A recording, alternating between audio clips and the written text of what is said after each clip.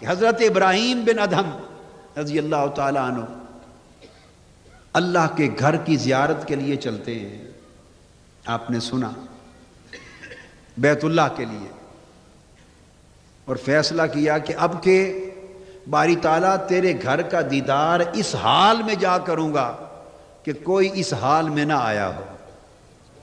چلتے ہیں، ہر قدم پہ 2 نفل ادا کرتے ہیں، اور ہر قدم پہ 2 نفل پڑھتے، ہر قدم پہ 2 نفل پڑھتے۔ 14 سال کے بعد شہر مکہ، حرم مکہ میں داخل ہوتے ہیں۔ جب اگلی بار حضرت رابعہ بصری نے دوبارہ سفر کیا، تو آپ کھڑی نہیں ہوئی، سجدے میں گر گئیں، اور گھر سے چل کر حرم مکہ تک سجدے میں زمین پہ لڑکتی ہوئی سفر کیا، سر اٹھایا ہی نہیں۔ 7 سال زمین پر حالت سجدہ میں لڑکتی ہوئی کعبہ پہنچی۔ مائی رابعہ بصری کا جو واقعہ ہے کہ 7 سال تک وہ سجدے کی حالت میں رہیں، تو اس کے ساتھ آگے پھر بتانا چاہیے تھا کہ ان 7 سالوں میں نہ انہوں نے پیشاب کیا، نہ انہوں نے کھانا کھایا، نہ ان کا وضو ٹوٹا، کیونکہ فقہ حنفی میں اگر آپ بغیر وضو کے سجدہ کریں تو اللہ کی توہین ہے اور کفر ہوگا۔ جی میں تو پھر پورا انالیسس کروں گا نا۔ اب آپ نے قرآن و حدیث کا سہارا نہیں لینا، وہ تو ہم لے سکتے ہیں نا، کہ صحیح بخاری میں حدیث ہے کہ عبداللہ بن عمر جب قرآن کی تلاوت کر رہے ہوتے تھے سواری پہ بیٹھ کے تو بغیر وضو کے بھی تلاوت کر لیتے تھے، اور جب سجدہ آتا تھا تو جھک کے یوں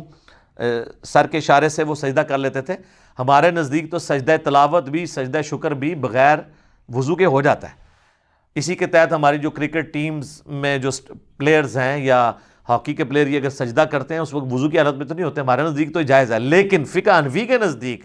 یہ ان کے سجدے جو ہے نا یہ اللہ کی توہین ہے، اس کی وجہ سے کفر ہوگا، کفر کی وجہ سے ان کے نکاح بھی ٹوٹیں گے، اور تجدید ایمان اور تجدید نکاح بھی ان کو کرنا پڑے گا۔ میرا بہت پہلے ایک کلپ آیا تھا، کیا پاکستانی کرکٹ ٹیم کے نکاح ٹوٹ چکے ہیں؟ ہاں جی، جتنے حنفی ہیں ان کے ٹوٹ چکے ہیں، جب تک وہ اعلان نہ کر دیں کہ نہ میں وابی نہ میں بابی، میں ہوں مسلم علمی کتابی۔ تو یہ مائی رابعہ بصریہ جو تھیں یہ 7 سال تک پھر بغیر وضو کے یہ کرتی رہی ہیں، اور وہ جس طریقے سے وہ کہتی ہیں کہ وہ سجدہ بھی تھی اور لڑکتی بھی پہنچی ہیں، یعنی جب وہ پھر یہ پورا اس کا ایکشن کر کے بتائیں نا، ہونا چاہیے پریکٹیکلی، جس طرح میں نے نماز کا طریقہ بتایا ہے نا آپ کو، جو رسول اللہ نے ہمیں نماز سکھائی ہے نا، اس میں تو ہمیں پتا ہے کہ بھئی آپ نے ہاتھ یوں اٹھانے ہیں، گھٹنوں پہ یوں رکھنے ہیں، سجدے میں آپ نے یوں رکھنے ہیں۔ اب آپ اپنے جو بزرگوں کی نماز بتا رہے ہیں نا، تو یہ ڈاکٹر طاہر القادری صاحب یا باقی لوگ یہ جو نماز بیان کر رہے ہیں ابراہیم بن ادم کی یا مائی رابعہ بصریہ کی، تو یہ پریکٹیکلی نماز پڑھ کے بھی بتائیں نا، یعنی وہ چھلانگ مار کے وہ جس طریقے سے وہ کہتے ہیں کہ جی وہ یوں لڑکتی بھی گئی ہیں، تو وہ بتائیں کہ جی ایسے سجدہ کرتی تھی، پھر لتاں اتنے کر دیا سن، پھر تھلے آندی سن، پھر دوبارہ متھا کر دیا سن، اور اس طریقے سے لال وہ دسن، اور پھر سپیڈ میتھمیٹیکلی کیلکولیٹ کرن کہ جی ایک دن جو اتنا فاصلہ طے کر دیا سن، تو پھر اتنے عرصے اتنے سال تو اتنے پہنچیاں نے۔ تو یہ مجھے بتائیں، یہ ماتھا تو سب سے نرم جگہ ہے، یہ ماتھا سلامت رہ سکتا ہے کسی کا اس طریقے سے لڑکتے ہوئے؟ یہ کو کر کے ایک قالین بھی بچھایا جاتا نا ان کے لیے، تب بھی ماتھا نہیں تھا بچنا۔ پھر 7 سال تک وضو نہیں کیا، پیشاب نہیں کیا، کھانا پینا نہیں کیا، اور اگر کوئی کہ ان کی کرامت ہے تو سر ہم کہیں گے پھر یہ کرامت تو حضرت عیسیٰ علیہ السلام کے پاس تو کوئی نہیں تھی، جو وجیہن فی الدنیا والآخرہ ومن المقربین، اللہ تعالیٰ نے قرآن میں فرمایا انہیں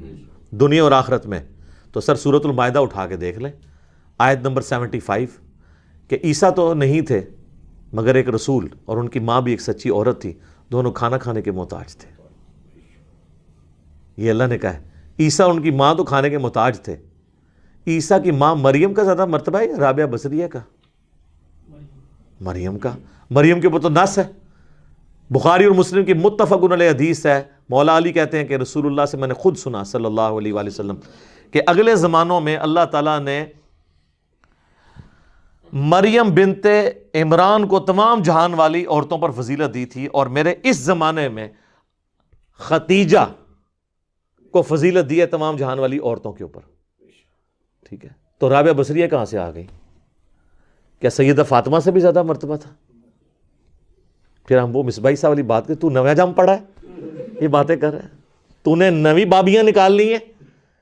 جن کی اپنے سٹیجوں کا رنگ بدلے ہیں اب آپ بھی.